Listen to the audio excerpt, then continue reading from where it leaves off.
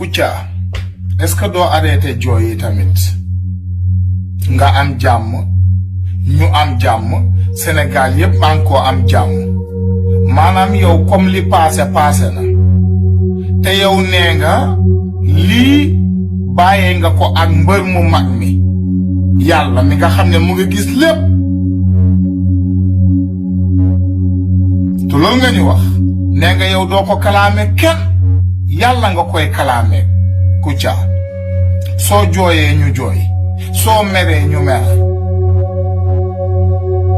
Kouthia yàlla àndut ak ay wax dangay bàyyi nag léegi jooyi ak lamentation bi nag di lamenté wu rek ci plateau télé yi léegi bàyyil mu sedd yow lii sax même boo ko defee